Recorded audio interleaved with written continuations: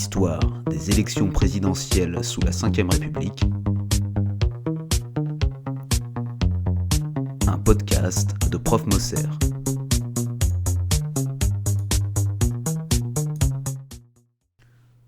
En avril 2022 aura lieu la 11e élection présidentielle de la Ve République, près de 60 ans après l'élection de Charles de Gaulle au suffrage universel direct. Depuis 1965, les élections présidentielles françaises apparaissent comme un véritable moment de communion de la nation. Et il semble parfois que la vie politique tourne essentiellement autour de la perspective de la prochaine échéance présidentielle. C'est une élection qui passionne le corps électoral et qui se situe toujours en tête des taux de participation quand on la compare aux élections locales ou européennes. Elle est aussi l'objet d'une médiatisation bien plus importante, d'une mise en scène quasi dramaturgique, que l'on ne retrouve dans aucune autre élection politique française, ce qui fait sa spécificité, mais aussi l'objet de nombreuses critiques. Pourtant, l'élection présidentielle au suffrage universel direct n'est pas inscrite dans la première version de la Constitution de 1958. En effet, le président de la République était dans un premier temps élu par 80 000 grands électeurs, et ce fut le cas jusqu'à la réforme de 1962, instaurant le suffrage universel direct pour élire le président tous les 7 ans, alors que l'Assemblée nationale s'y opposait de manière très majoritaire, et pour cause, cette réforme devait transformer durablement la Ve République pour en faire non plus un régime parlementaire, mais un régime semi-présidentiel.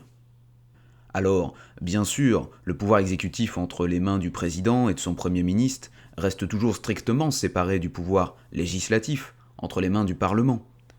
Mais à partir de l'élection de 1965, et avec l'usage de la Ve République qui suivra, le président prendra un ascendant net sur le Premier ministre, dont le pouvoir sera soumis, ou non, à celui du chef de l'État, selon les majorités parlementaires qui se succéderont.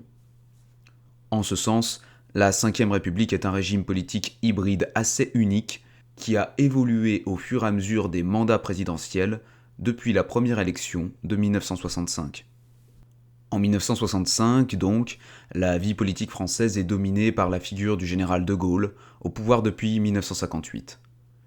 Il dirige le pays de manière très personnelle, dans le cadre d'un régime politique qu'il a lui-même contribué à instaurer, de même que la révision pour l'élection du président au suffrage universel de 1962 qui était de son initiative. Et pourtant, bien que le gouvernement contrôle les médias, cette première campagne de 65 est l'occasion de vifs débats, faisant intervenir des figures politiques de l'opposition réservées à un grand avenir, comme François Mitterrand, candidat unique de la gauche communiste et non communiste. Ces débats et critiques mirent en difficulté le président de Gaulle et confirmèrent la lente érosion de sa popularité jusqu'à sa démission en 1969. Car en 1965, Charles de Gaulle, qui s'attendait à être élu dès le premier tour en obtenant la majorité absolue des suffrages exprimés, c'est-à-dire plus de 50%, Charles de Gaulle connut une certaine désillusion. En effet, il ne rassembla que 44% des votes au premier tour, ce qu'il perçut en réalité comme une défaite, tant il était certain de la confiance que lui accorderaient les Français. Opposé à François Mitterrand pour le second tour, de Gaulle fit sa campagne sur l'idée du progrès et de l'élévation du niveau de vie des ménages français, alors que la croissance économique était au plus haut. Et il remporta tout de même le second tour avec 55% des suffrages exprimés, ce qui, une fois de plus, lui apparut bien en deçà de ses espérances. À la suite de ce premier échec relatif, face à une France de plus en plus contestataire, Charles de Gaulle démissionnera de ses fonctions de président de la République en 1969, une décision faisant suite à l'organisation d'un référendum sur la régionalisation et la réforme du Sénat, auquel les électeurs français ont majoritairement répondu défavorablement. Ce fut pour de Gaulle l'ultime signe d'un désaveu et d'une défiance politique qui devait l'obliger à quitter son poste de chef d'État, déjà bien ébranlé par la crise politique de mai 68. Par la suite, aucun autre président de la Ve République n'assumera de telles responsabilités. Une nouvelle élection présidentielle devait donc être organisée en 1969. Georges Pompidou, qui était le premier ministre de Gaulle dans les années précédentes, fait rapidement figure de favori pour succéder au général. Il trouva pourtant dans Alain Power, président de la République par intérim suite à la démission de Gaulle, un adversaire politique de taille, qui gagna rapidement en popularité dans l'opinion. Mais Pompidou, garant de l'ordre et de la continuité de la vie politique, parvint à remporter cette élection avec 58% des voix. Malgré des premières années qui semblaient laisser présager d'un retour de la stabilité politique et gouvernementale, le mandat de Pompidou va rapidement devenir tragique, car il s'agira du deuxième mandat présidentiel interrompu avant son terme dans l'histoire de la Ve République, la maladie ayant emporté Georges Pompidou en avril 1974. Une fois de plus, Alain Power, en qualité de président du Sénat, devient président de la République par intérim, d'où le surnom humoristique qui lui fut d'ailleurs donné par la suite, à savoir Manpower. 1974 est donc l'année d'une nouvelle élection présidentielle avant le terme du mandat de 7 ans, normalement prévu par la Constitution. Dans cette élection à venir, Mitterrand est une fois de plus le candidat unique de la gauche, et il bénéficie toujours d'un relatif soutien des communistes qui forment à l'époque une force majeure du paysage politique français. La droite est quant à elle divisée entre Jacques Chaban-Delmas, qui se présente en tant qu'héritier du gaullisme, et Valéry Giscard d'Estaing, ministre de l'économie qui cultive une image jeune et dynamique. Un duel à mort s'engage entre ces deux personnages qui marquent l'opposition entre deux Frances, celle du passé et celle de l'avenir, alors que le pays connaît une période de progrès économique sans précédent. Pour cette élection, Mitterrand fait une très bonne campagne et il est le favori des sondages. Il obtint 43% des voix dès le premier tour et se retrouva opposé à Valéry Giscard d'Estaing pour le second tour. Cette configuration, où un candidat de gauche est opposé à un candidat de droite, devra se répéter dans la plupart des élections présidentielles, marquant la bipolarisation de la vie politique française sous la Ve République. En 1974 a lieu pour la première fois le désormais célèbre débat télévisé de l'entre-deux tours. C'est un moment clé de l'élection qui deviendra une coutume toujours respectée, à l'exception de 2002. Mitterrand, favori, se révèle bon orateur, même s'il semblait avoir du mal à appréhender l'outil télévisuel. Giscard fit lui aussi une excellente prestation, et en se révélant charismatique et sûr de lui. « Vous n'avez pas le monopole du cœur » est une sentence entrée dans la légende en tant que tournant de l'élection. La phrase a été prononcée par Giscard d'Estaing en réponse à Mitterrand qui, au sujet de la juste répartition des richesses, venait de dire que c'était une question d'intelligence mais aussi une affaire de cœur. Giscard en profite pour l'emmener sur le terrain de l'affect et met en évidence la barrière dangereuse qu'il venait de franchir. Cet entre-deux tours, très médiatique, conduira aussi à une autre nouveauté. L'interdiction de publier des sondages une semaine avant le jour de l'élection, finalement décidée plus tard, en 1976. Car en 1974, les résultats étaient attendus extrêmement serrés et l'on pensait que les sondages pouvaient, à juste titre, faire pencher la balance d'un côté ou de l'autre. Finalement, Giscard est élu avec 50,81% des suffrages exprimés, soit une différence de seulement 400 000 voix sur un total de 26 millions d'électeurs. Ce fut un septennat qui commença en fanfare et fit l'objet d'une grande instrumentalisation du média télévisuel dont la plupart des foyers français étaient désormais équipés. Valéry Giscard d'Estaing se mit en scène en arrivant à pied pour se rendre jusqu'à l'Élysée. Il organisa aussi un dîner dans une famille de Français moyens pour se montrer proche du peuple, mais ces opérations de communication ne devaient pas occulter sa véritable action politique. Car son début de mandat était riche en réformes, parmi lesquelles l'abaissement de la majorité à 18 ans et la réforme des modalités du divorce. Des changements finalement assez progressistes pour un président de centre droit. Il est aussi le premier président de la Ve République à mettre ouvertement en scène sa vie familiale dans les médias, apparaissant souvent avec Anémone à ses côtés, sa femme. Les années 70 sont en quelque sorte celles du début de la pipolisation de la vie politique, à l'image de ce qui se faisait aux États-Unis depuis le président Kennedy. Le mandat de 7 ans de Giscard d'Estaing ne connaîtra que peu de ruptures, hormis un changement de Premier ministre en 1976, lorsqu'un certain Jacques Chirac donna sa démission et fut remplacé par Raymond Barre, dans un contexte assez fracassant. La rupture fut brutale entre Giscard et Chirac, et ces deux hommes deviendront dès lors des ennemis politiques. En cela, la fin de mandat pouvait laisser présager d'une réélection plutôt facile, mais une confusion morale s'installa et des scandales éclatèrent, parmi lesquels celui des diamants de Bokassa. L'affaire débute en octobre 1979, à la suite des révélations du Canard enchaîné selon lesquelles il a été remis à Valéry Giscard d'Estaing des diamants supposés de grande valeur, alors qu'il était encore ministre de l'économie et des finances, diamants qu'il aurait reçus des mains du président de la République centrafricain, Jean Bédel Bokassa, qui venait tout juste d'être renversé par une opération militaire sur ordre de Giscard d'Estaing. Cette affaire devait compromettre les chances de réélection du président en place. Ainsi, alors que la France connaissait une relative stabilité politique depuis 1958, avec une succession de gouvernements plus ou moins héritiers du gaullisme, 1981 va marquer un tournant important dans l'histoire de la Ve République, en ce qu'elle verra l'élection du premier président de gauche, François Mitterrand. Dans les années précédant 1981, Jacques Chirac, qui avait pris ses distances avec Giscard en 1976, s'était inscrit dans la continuité politique du gaullisme et dirigea le RPR, Rassemblement pour la République, parti majoritaire à droite. Face à cette formation, Giscard avait lui pris soin d'amplifier son aile centriste de manière à réunir une majorité de centre-droit derrière le parti de l'UDF, l'Union pour la démocratie française, créée en 1978. Ces deux partis se mènent une guerre fratricide à droite. À gauche, l'union entre communistes et socialistes ressemble de plus en plus à un combat. Le Parti communiste entre dans une période difficile du fait de l'image négative du régime soviétique et de la propagande anticommuniste orchestrée par les États-Unis. C'est pourtant dans ce contexte que la figure de Georges Marchais explose à la télévision. Le dirigeant du Parti communiste devient une figure populaire de l'opposition et son style flamboyant permet au parti de faire face aux socialistes à partir de 1978. L'élection de 1981 s'ouvre finalement avec 10 candidats, parmi lesquels Giscard, Mitterrand, Chirac et Marchais.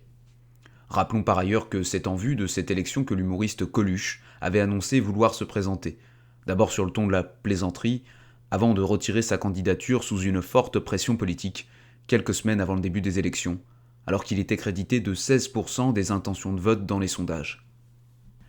Valéry Giscard d'Estaing, en tant que président sortant, est dans une situation délicate. Déstabilisé par l'affaire des diamants de Bokassa, il ne parvient pas à rétablir son image positive dans l'opinion. Il fait une campagne assez désordonnée sur 2 slogans. « Il faut un président à la France » et « Je me bats pour la paix ».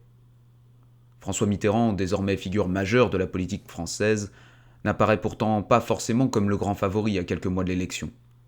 Mais en faisant campagne sur l'idée du changement, incarnée dans son slogan « Changer la vie », complété par un autre « La force tranquille », il s'assura une image à la fois dynamique et apaisante au sein d'une France qui subit très durement les effets des chocs pétroliers de 1973 et 1979.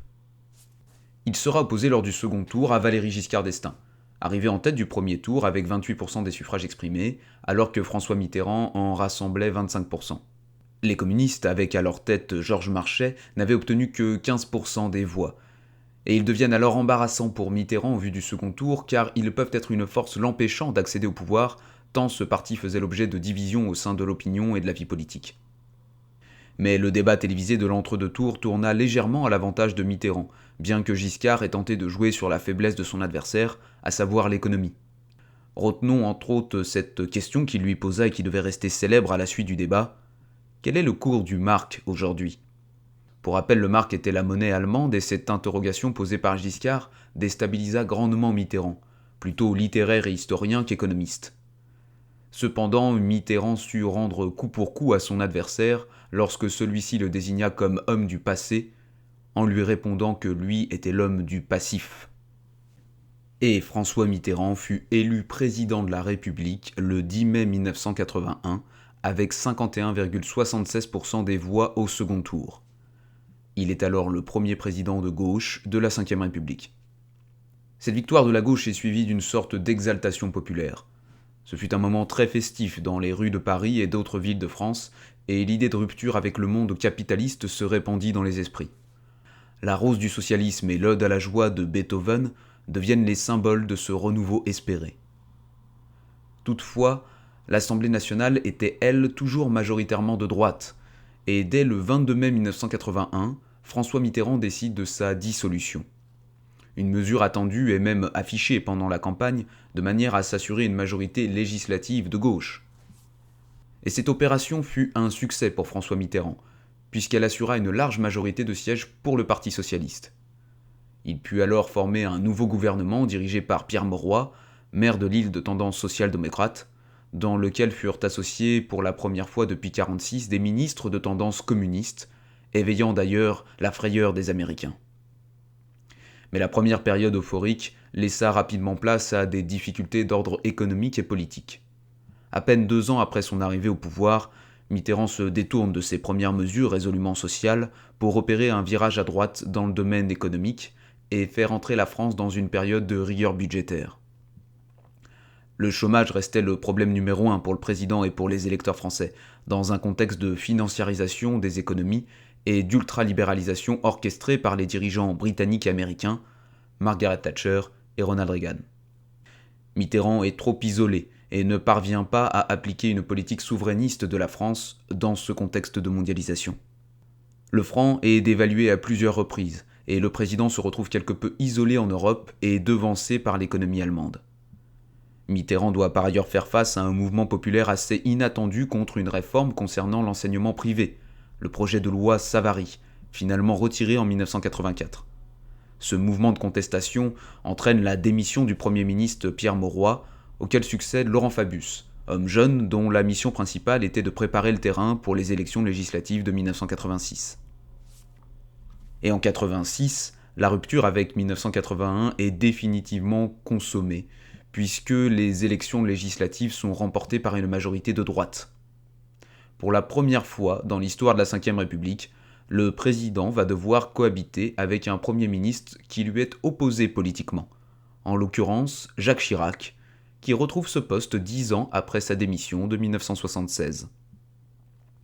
La cohabitation de 86-88 fut un combat, à la fois pour le président et pour le Premier ministre. Dès le 14 juillet 1986, Mitterrand annonce qu'il ne signera pas les ordonnances que pourrait lui proposer Chirac, et finalement, les 2 années suivantes seront davantage mises à profit par le président pour faire barrage à son Premier ministre lors des prochaines élections présidentielles, celles de 88. Jacques Chirac devait se souvenir, 6 ans plus tard, du piège d'être Premier ministre avant une élection présidentielle. La campagne de Mitterrand en 1988 fut probablement encore meilleure que celle de 1981. Une expression populaire interchangeable, Génération Mitterrand, le désignait à la fois comme président et comme candidat. Il fit sa campagne sur l'idée de France unie, et la chanson Douce France de Charles Trenet en devint l'hymne. Grâce à cela, il obtint plus de 34% des voix dès le premier tour, alors que Chirac le suit avec à peine 20% des voix. Raymond Barre et Jean-Marie Le Pen, présidents du Front National et nouvelles figures majeures de l'opposition depuis quelques années, suivent avec respectivement 16 et 14% des suffrages exprimés. Dès lors, le second tour semble joué d'avance, et le débat de l'entre-deux tours prend un ton assez dramatique et théâtral. Par exemple, Chirac insiste pour s'adresser à son opposant par les termes « Monsieur Mitterrand » et non « Monsieur le Président ». Mitterrand lui répond alors « Je suis tout à fait d'accord avec vous, Monsieur le Premier ministre ». En réalité, la confrontation n'a que peu d'impact et Mitterrand est réélu sans trop de problèmes, avec plus de 54% des voix au second tour. Néanmoins, il doit faire face, une nouvelle fois, au problème de la majorité législative, l'Assemblée nationale étant toujours celle élue en 1986, c'est-à-dire très majoritairement de droite. Mitterrand décide alors d'une nouvelle dissolution qui lui assurera une fois de plus une majorité favorable bien que relative, et lui permettra de choisir un Premier ministre de gauche, en la personne de Michel Rocard. Définitivement, l'ambiance est moins à la fête qu'en 1981. La majorité socialiste est relativement fragile, et le choix de Michel Rocard ne permet pas d'arranger le climat, et la coopération entre les deux hommes se révèle assez délicate, tant leur style est opposé. 1988 est aussi l'arrivée de Lionel Jospin au gouvernement, en tant que ministre de l'Éducation nationale. Débute alors une guerre des chefs entre les grandes figures du Parti socialiste, aussi appelée guerre des éléphants, qui devra durer jusqu'au déclin du parti à la fin des années 2010. À nouveau, le septennat sera marqué par 5 ans de majorité présidentielle à l'Assemblée nationale et 2 ans de cohabitation entre 1993 et 1995. 3 premiers ministres se succèdent de 88 à 93, une première sous la Ve République en si peu de temps. D'abord Michel Rocard, qui ne parvint jamais à s'entendre avec Mitterrand, puis Édith Cresson, qui fut la première femme Premier ministre de France, et enfin Pierre Bérégovoy, rapidement discrédité par des scandales financiers, et qui se suicidera le 1er mai 1993, quelques semaines après la défaite des élections législatives. Le début des années 90 est aussi le temps de la construction de l'Union européenne. Et à ce sujet, Mitterrand confirme sa position pro-européenne et finit de sceller la rupture avec l'héritage communiste, mais aussi avec des figures de la droite comme Philippe Séguin, futur président de l'Assemblée nationale, qui militait ouvertement contre l'UE. La signature du traité de Maastricht est finalement soumise au référendum en septembre 92 et le oui l'emporte avec une courte majorité de 51%. En 93, une nouvelle fois, les élections législatives sont remportées par la droite, avec l'alliance UDF-RPR qui obtient une large victoire. Le nouveau Premier ministre choisi par la majorité parlementaire devra être celui qui ne se présentera pas aux élections de 95, de manière à ne pas reproduire l'erreur de 88. Édouard Balladur est alors désigné pour laisser place à Jacques Chirac en vue des prochaines présidentielles. François Mitterrand se résout à suivre le choix de la majorité parlementaire et prépare ainsi la lutte fratricide à venir entre Chirac et Balladur. Dans cette division de la droite, les grandes figures politiques se positionnent rapidement entre chiraciens et balladuriens, à l'image d'un certain Nicolas Sarkozy, qui se fait supporter de Balladur et à l'égard duquel Jacques Chirac éprouvera dès lors un sentiment de mépris. La toute fin du second septennat de Mitterrand est par ailleurs frappée par un climat funeste. Le cancer atteint durement le président qui doit en même temps faire face aux attaques médiatiques dont le Parti socialiste est l'objet, suite à des révélations de scandales financiers et au suicide de son ancien Premier ministre Pierre Bérégovoy, suivi par la mort d'autres personnalités proches de l'Élysée comme De Grossouvre, lui aussi mort par suicide en avril 1994. C'est dans ce contexte ombrageux que se lance la campagne présidentielle pour les élections de 1995. Chirac et Balladur sont les deux candidats forts de la droite. Jean-Marie Le Pen fait sa 4e campagne à l'extrême droite. À gauche, le PS, considérablement affaibli, a du mal à désigner un candidat et ce fut finalement Lionel Jospin qui fut retenu à la suite des primaires internes au parti. Dans les semaines qui précèdent le premier tour, Édouard Balladur se positionna en tant que favori des sondages, en étant considérablement aidé par l'univers journalistique français, et notamment le groupe TF1. Pourtant, sa popularité a du mal à grimper dans toutes les franges de l'électorat, notamment parmi les plus jeunes, qui voient en Chirac une figure plus sympathique. À partir de février, la tendance s'inverse, et Chirac fait l'objet d'une mania, qui rassemble intellectuels et artistes. Un certain nombre d'anciens proches de Mitterrand prennent même position pour le candidat du RPR. Jacques Chirac, en faisant campagne sur la fracture sociale, parvient à rallier une partie du centre et même de l'ancienne gauche derrière sa candidature. Finalement, les résultats du premier tour sont assez surprenants. Lionel Jospin arrive en tête, avec 23% des suffrages exprimés, suivi par Jacques Chirac, avec près de 21%. Balladur n'est que 3e, avec 18%, et Jean-Marie Le Pen 4e, avec 15%. Durant l'entre-deux tours, Balladur appelle à voter pour Jacques Chirac, et la victoire semble acquise pour la droite. Le débat télévisé ne fut pas le plus animé de l'histoire de la Ve République, et ne changea pas grand-chose à l'affaire. Au second tour, Chirac l'emporte effectivement avec 52,64% des suffrages exprimés. Cette fois-ci, le président dispose dès son accession au pouvoir d'une large majorité parlementaire qui lui est théoriquement favorable. Il nomme comme Premier ministre Alain Juppé, qui était ministre des Affaires étrangères sous Balladur. Jacques Chirac acquiert un certain capital de sympathie dès les 2 premières années de son mandat, notamment par l'intermédiaire de 2 discours historiques. Un premier prononcé en juillet 1995, et reconnaissant la responsabilité de la France dans la rafle du Veldiv de 1942, alors même que cet événement avait fait l'objet d'accusations à l'encontre du passé de François Mitterrand et de son rapport à Philippe Pétain. Le deuxième discours était celui en hommage à François Mitterrand, justement, après sa mort des suites de son cancer en janvier 1996. Mais dans le même temps, à la fin de l'année 95, le gouvernement de Juppé doit faire face aux grèves les plus importantes depuis 1968 qui intervinrent en réaction à un projet de loi sur les retraites et la sécurité sociale. Ces mouvements affaiblirent considérablement le gouvernement, d'autant plus que les divisions entre chiraciens et balladuriens ne permettaient pas d'assurer une union de la droite face à la contestation sociale. Aussi, en 1997, Jacques Chirac tenta un coup de force et décida de dissoudre l'Assemblée nationale pour asseoir son pouvoir. Cette décision apparut plus tard comme un mauvais calcul du président, car elle permit en réalité à la gauche de se rassembler dans la continuité des mouvements sociaux de 1995. La majorité des sièges revint au Parti socialiste lors de cette élection. Mais ce n'est pas Jacques Chirac qui subit les conséquences de cette défaite électorale de la droite, mais bien Alain Juppé, qui, en position de Premier ministre, fut contraint de démissionner. Il laissera sa place à Lionel Jospin, candidat déçu de la présidentielle de 1995, qui accède ici à la tête du gouvernement et devra y rester pendant les 5 années à venir. Jospin forme un gouvernement pluriel, notamment composé de Dominique Strauss-Kahn, Martine Aubry et Ségolène Royal, que de jeunes figures politiques. On parle de la Dream Team du Parti socialiste, qui retrouve en quelque sorte une heure de gloire durant ces années. Dans la cohabitation entre Chirac et Jospin, c'est Jospin qui prit l'ascendant sur la politique intérieure, et Chirac qui prit peu à peu une position davantage honorifique et tournée vers les relations internationales. Les rapports demeurèrent assez froids entre les deux personnages, et dans ce jeu d'opposition, Chirac parvint à conserver l'image de bonhomie et de garant d'unité nationale qui avait déjà fait son succès, face à un Lionel Jospin perçu comme plus froid et austère. Chirac s'appuyait par exemple avec succès sur l'événement de la Coupe du Monde de football de 1998, qui lui permit d'atteindre une cote de popularité extrêmement haute, alors que son Premier ministre devait davantage faire face aux contestations portant plus spécifiquement sur la politique du gouvernement.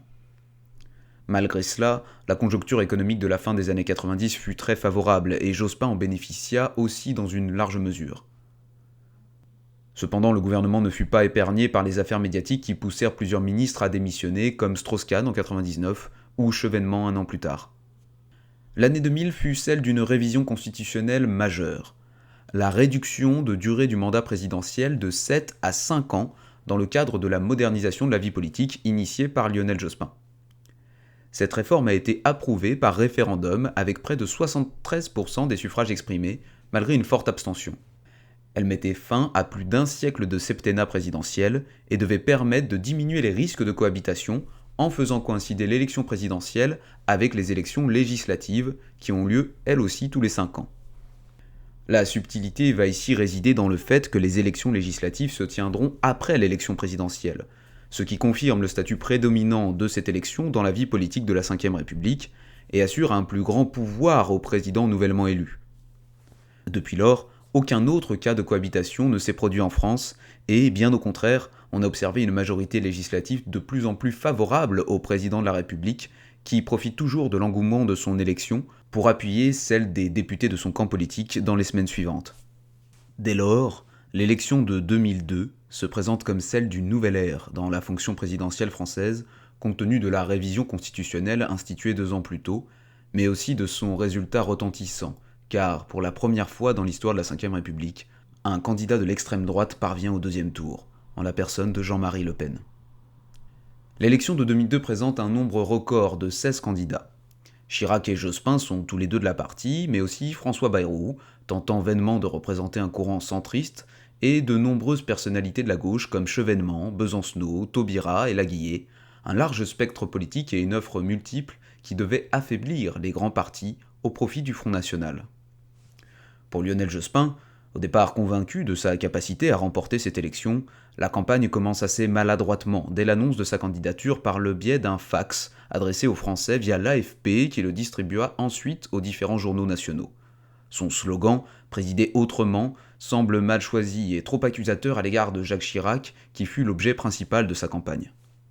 Chirac, quant à lui, mena une campagne axée autour du thème sécuritaire, à l'opposé de l'idée de fracture sociale qui lui permit de se faire élire en 1995. Ce fut probablement l'une de ses plus grandes forces que d'avoir cette capacité à sentir l'opinion changeante et à s'y adapter. Néanmoins, le 21 avril 2002, la soirée du premier tour prend un tournant tout à fait inattendu. Nouvelle preuve que les sondages ne peuvent jamais déterminer le cours des événements de manière tout à fait fiable. En effet, les premières estimations de 18h15 laissent entendre que Jospin sera au second tour face à Jacques Chirac, comme on aurait pu le prévoir, mais lors de l'annonce des résultats à 20h, c'est bien le visage de Jean-Marie Le Pen qui apparaît aux côtés de celui de Jacques Chirac, le premier obtenant 16,86% des voix et le second 19,88%. Lionel Jospin n'arrive que 3e avec 16,18% des suffrages exprimés. C'est une surprise totale qui sonne comme un coup de tonnerre dans la vie politique française. Tout l'entre-deux tours se construit alors autour de l'idée de faire barrage à l'extrême droite et Jacques Chirac n'aura pas grand-chose à faire pour se faire réélire. Pour la première fois dans l'histoire de la Ve République, un candidat refuse le débat télévisé. Lionel Jospin est quant à lui dévasté et annonce immédiatement après sa défaite son retrait définitif de la vie politique française. Au deuxième tour, Chirac est sans surprise élu avec plus de 82% des voix pour ce qui sera le premier quinquennat présidentiel. Il nomme comme Premier ministre Jean-Pierre Raffarin, un giscardien plutôt proche du centre droit, et ce nouveau gouvernement marque la réconciliation avec les baladuriens. Nicolas Sarkozy est nommé ministre de l'Intérieur et Luc Ferry ministre de l'Éducation. Les élections législatives de juin 2002 confirment le triomphe de ce qui est désormais l'UMP, l'Union pour un mouvement populaire, qui obtient plus de 350 sièges sur les 577 que comporte l'Assemblée nationale. C'est donc un quinquennat très favorable pour Chirac qui s'annonce, mais, comme souvent dans la vie politique française, les présages ne coïncident pas avec la réalité. Car ce mandat fut laborieux pour la majorité présidentielle. Un des événements majeurs a été le référendum de 2005 sur la Constitution européenne, qui fut l'occasion de divisions importantes, aussi bien au sein de la majorité présidentielle que de l'opposition. Ce référendum se révélera comme étant l'échec principal du deuxième quinquennat de Chirac. D'entrée de jeu, la communication fut très maladroite et les membres du gouvernement entrèrent dans une campagne presque agressive pour le oui. Les électeurs perçurent très mal cette injonction à voter pour un texte qu'ils ne comprenaient pas toujours. Finalement, le 29 mai 2005, à la question « Approuvez-vous le projet de loi qui autorise la ratification du traité établissant une constitution pour l'Europe ?» le « non » recueille 54,68% des suffrages exprimés. De nouveau, le résultat semble surprendre les commentateurs politiques et les journalistes. Pourtant, ce refus marque bien l'entrée dans une nouvelle ère où les liens entre monde politique, médias et opinion ne sont plus aussi évidents que dans les décennies précédentes. L'arrivée d'Internet et de forces contestataires davantage audibles font éclater les positionnements politiques et le corps électoral peut s'engager dans une nouvelle forme d'engagement politique et de participation démocratique qui la rendent moins docile qu'auparavant.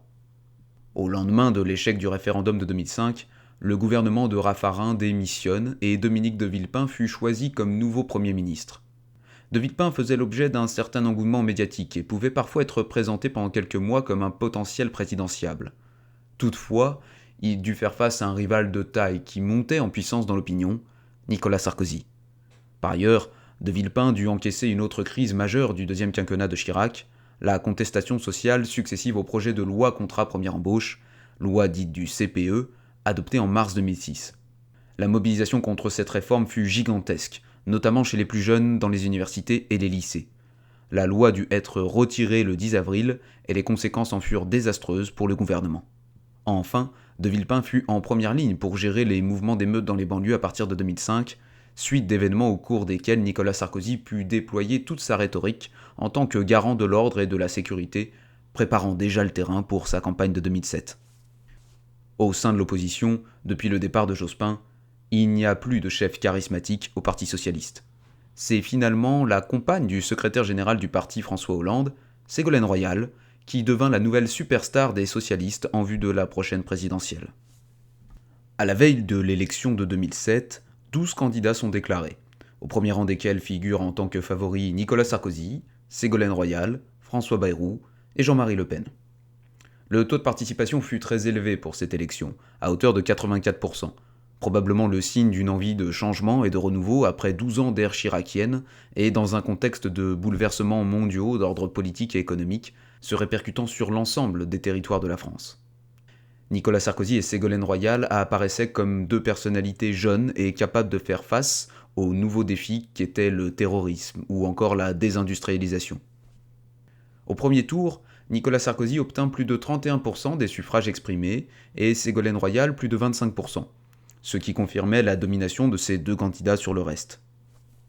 En troisième arrive François Bayrou avec 18%, puis en quatrième Jean-Marie Le Pen, très loin de son niveau de 2002 à 10%, probablement en raison de la capacité de Sarkozy à attirer quelques électeurs du Front National en cultivant les thèmes de l'identité, de l'immigration et de la sécurité.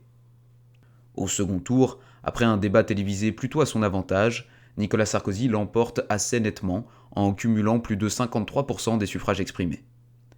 Il s'agit donc d'une continuité pour l'UMP qui conserve la majorité présidentielle.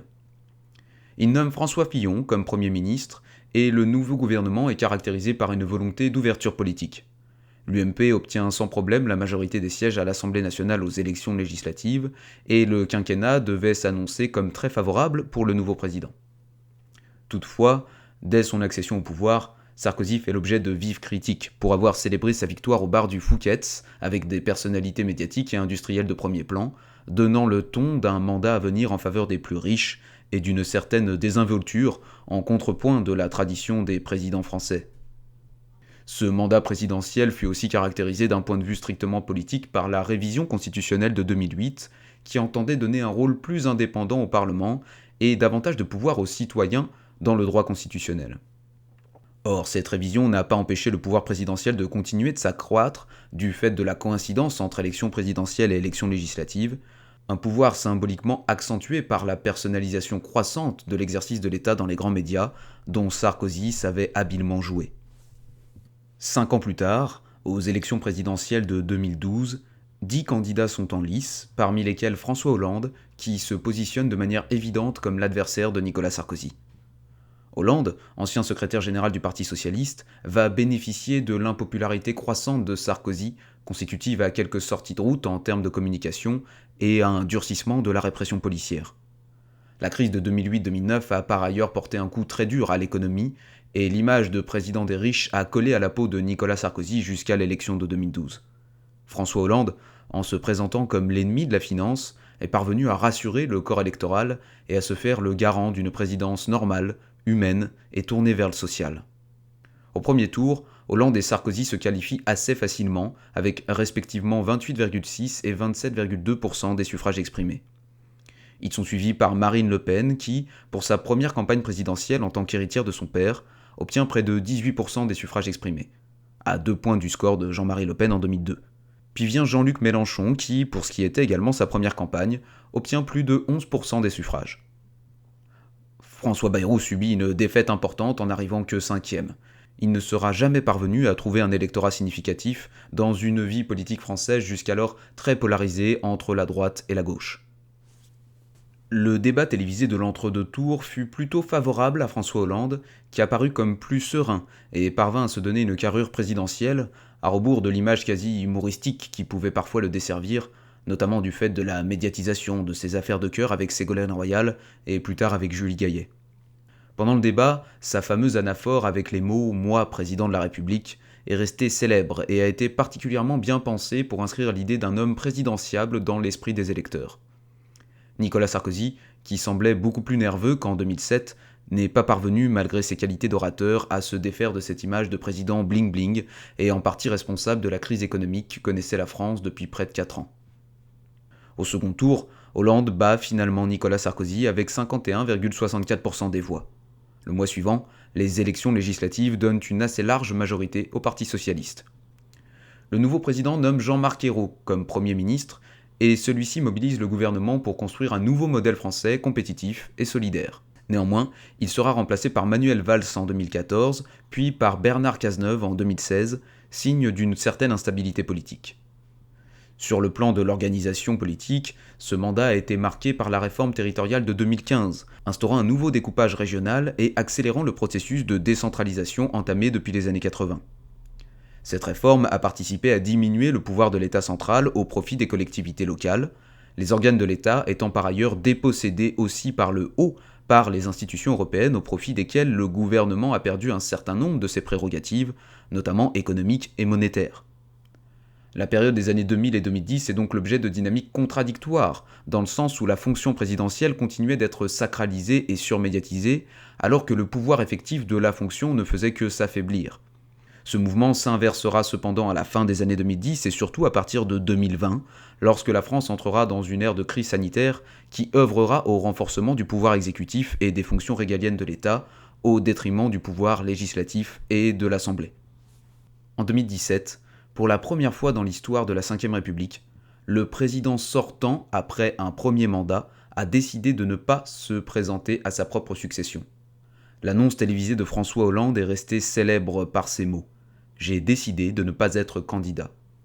Hollande sortait affaibli de son quinquennat, de même que le camp socialiste, qui apparaissait comme une force politique quasiment désuète, tant la politique menée pendant 5 ans a été à rebours de ce qui étaient les promesses de campagne.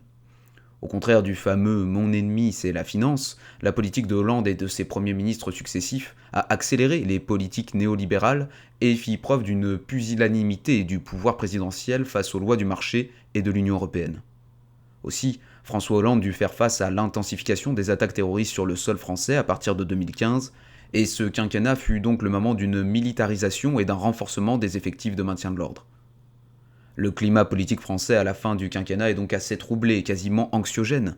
La société semble divisée sur des questions sociétales comme le mariage pour tous et le thème de la catastrophe écologique gagne en visibilité médiatique et en réalité tangible. Pourtant, l'opposition n'a pas profité de ces 5 ans assez chaotiques pour se renforcer, et bien au contraire, les mises en accusation de Nicolas Sarkozy sur les financements de sa campagne de 2012 l'ont totalement compromis dans sa capacité à être de nouveau candidat. C'est dans ce contexte que les diverses forces politiques françaises ont décidé d'organiser des primaires, une pratique importée des États-Unis et qui semble désormais devenir une coutume de la vie politique sous la Ve République. Ces primaires ont été organisées par Europe Écologie Les Verts, nouvelle force d'envergure nationale plaçant au cœur de son action la lutte pour la justice sociale et contre la catastrophe écologique. Elles ont été organisées aussi par la droite et le centre, rassemblés derrière le mouvement des Républicains, parti succédant à l'UMP ayant changé de nom en 2015, et enfin par la gauche via une primaire citoyenne organisée par le Parti socialiste et ses alliés. Or, les 3 personnalités issues de ces primaires, à savoir respectivement Yannick Jadot, François Fillon et Benoît Hamon, ne se sont pas révélés être les candidats majeurs de cette élection.